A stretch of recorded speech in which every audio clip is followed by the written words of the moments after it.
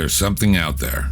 It's coming, and there's absolutely nothing you can do about it. A fast-moving object the size of Manhattan is hurtling towards our solar system, and it will make its closest pass to Earth on December 17th. But what is it? Some say it's just a comet or a fragment. But if that's true, then it's massive. It's the largest interstellar object this planet has ever seen. But if it's not that big, then it's emitting its own light. And if it's emitting its own light, that points to intelligence, or something even stranger. You know, science is fun as long as you allow yourself to learn something new. And the problem with experts is that they insist on past knowledge that they promoted in echo chambers. And obviously anything in the sky, they argue, is a comet.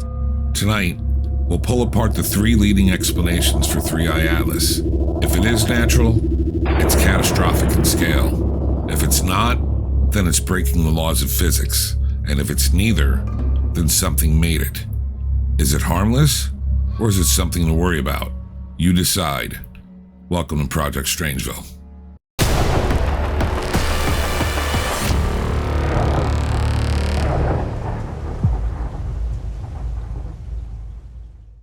They say it's not a matter of if another life-ending asteroid will strike Earth, but when. And the last time it happened, it erased the dinosaurs. That rock was only about 10 kilometers wide, and it was enough to wipe the planet clean.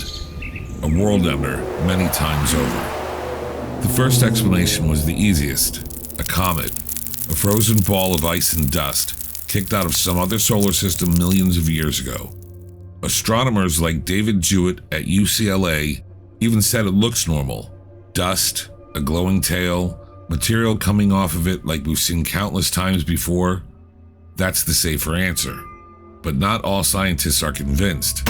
Eric Keto and Avi Loeb point to its brightness, because it's not fading like a comet should. Normally, a comet gets dimmer in a predictable way as it moves. Imagine walking away from a street lamp. The farther you go, the dimmer it gets, steady and smooth. But with 3I-Atlas, the brightness drops off much faster, like someone hitting a dimmer switch instead of just walking away. Rocks don't have light switches. If Keto and Loeb are right, then the light isn't just sunlight bouncing off of its surface. Something else is happening. And if that's true, then it may not be hundreds of kilometers across. It could be much smaller, but somehow generating its own light. They've even done the math. To shine this bright, it would need to produce the same power as several nuclear power plants running at once. And here's another problem with Comet Theory. Size. Statistically, it's almost impossible for an interstellar fragment this big to even exist. Smaller objects, like ʻOumuamua, are common, but a chunk the size of 3I-Atlas? The odds are nearly zero. And yet, here it is, cutting through our solar system at an astonishing 130,000 miles per hour.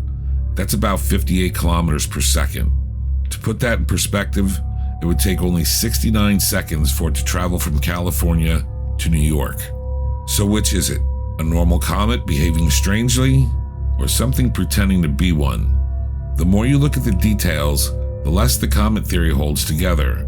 And if it's not a comet, then the mystery only gets darker.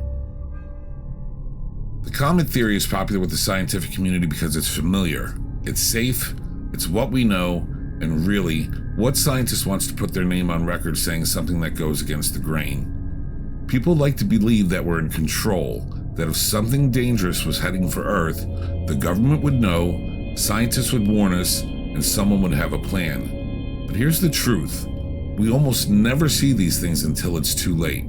The asteroid that exploded over Chelyabinsk in 2013? No one saw it coming, and that was only 20 meters wide. There isn't a plan. There isn't a defense. And here's the darker thought. How do you think society would react if the news was announced that a world killer was on the way? Do you picture humanity coming together like a Hollywood ending? Or would it be riots in the streets, chaos, and collapse?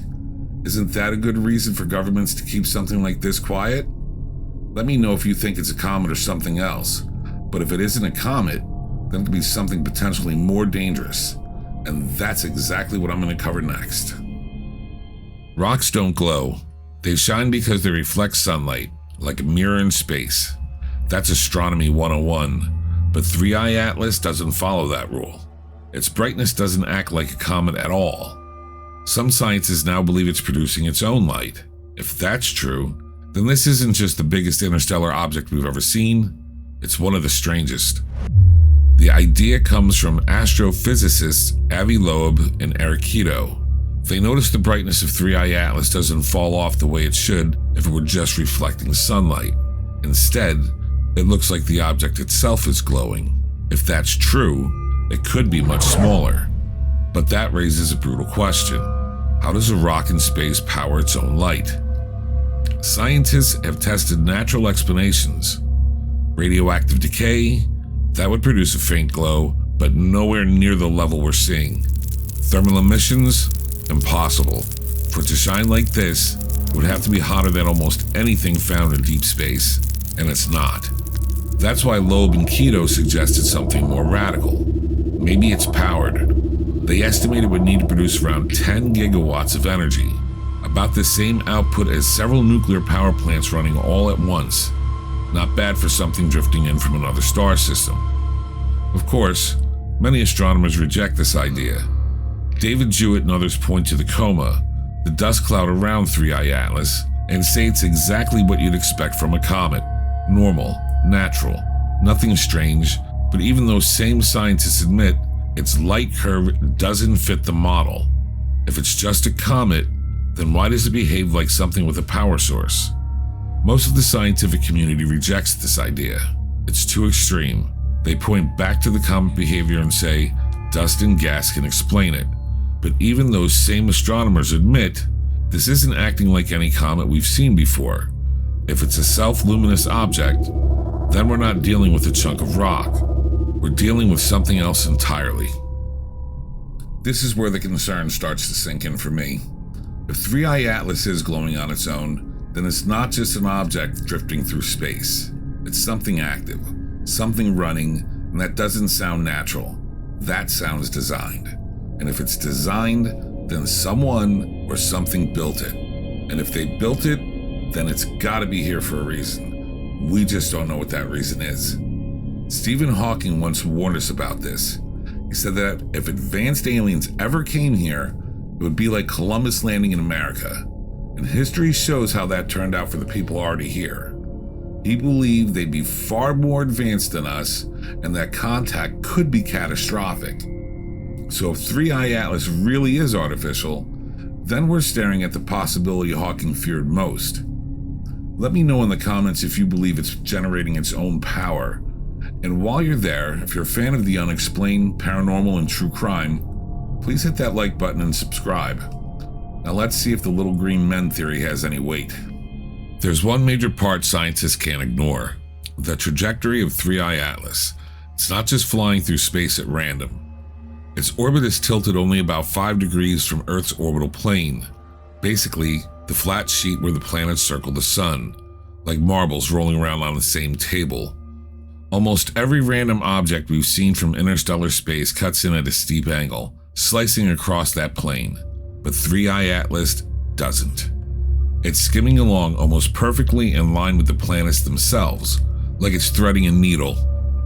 The odds of that happening by chance, about 2 in 1,000, and as it threads through the solar system, it lines up for close passes with Venus, Mars, and Jupiter. The chance of hitting those flybys by coincidence, roughly 5 in 100,000. To some, that doesn't look like a chance at all. It looks like intent.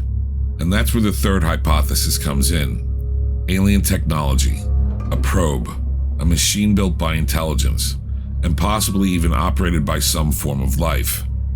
For centuries, we've asked the same question: are we alone? And for many, 3I-Atlas feels like the answer we've been waiting for, proof that we are not alone in the universe. For the true believers, it's a dream come true, the hope that visitors will arrive with open arms, ready to share knowledge, to bring peace, to prove we're part of something greater. And even for the skeptics, there's a quiet part of us that smiles at that thought, because the possibility that we're not alone stirs something in every human being. It's the ultimate discovery. But Stephen Hawking, one of the greatest minds to ever live, celebrated for his groundbreaking work on black holes and the universe itself, a man so influential they made a film about him. He warned us not to dream too loudly. He said, if aliens visit us, the outcome would be much as when Columbus landed in America, which didn't turn out well for the Native Americans. He compared us to microbes, to primitive tribes, and in 2015, he was even more direct. He said such advanced aliens would perhaps become nomads, looking to conquer and colonize whatever planets they could reach. And then came his bluntest warning. We should keep our heads low. He wasn't just talking about curiosity, he was talking about survival. Hawking pointed out that humans have already filled the space around Earth with satellites, stations, and junk. But worse than that, we've filled the galaxy with noise. Every radio transmission, every broadcast, every signal we've ever sent is racing outward at the speed of light. We've made ourselves loud, visible, impossible to ignore, and Hawking believed that anyone advanced enough to hear us would be powerful enough to destroy us. What if 3I-Atlas isn't a coincidence at all? What if it were brought here by advertising our existence to whoever might be listening? And that's the nightmare side of the dream, because we know exactly what we would do if the roles were reversed. If something landed here, we wouldn't welcome it. We'd capture it, study it, tear it apart to see how it works, because it's what we do, because nothing can stop us. We've wiped entire species off the Earth. We've butchered one another in genocides, wars, and in the name of science. We've carried out experiments so cruel on animals, and even on each other, they make you sick to even hear them. And now we fear the same may happen to us. That's the horror Hawking tried to warn us about. Not friendly visitors, not enlightenment, but the possibility that to them, we're nothing more than insects, worth studying, worth using, worth destroying. So when 3I-Atlas drifts into our solar system, hidden behind the sun, following a path too perfect to be chance, ask yourself this: are we witnessing the discovery of a lifetime, or the beginning of the nightmare Hawking feared? Do you believe it's a comet and are good with dismissing the light emissions that don't add up? Or do you believe it may be glowing on its own and producing its own power and light? Or do you believe it is an alien spacecraft and are at peace with the aggressive approach? Let me know what you believe in the comments below. And if you're a fan of the supernatural, paranormal, and true crime, please hit that like button and subscribe. There's more to come. Thanks for watching. This is Project Strangeville.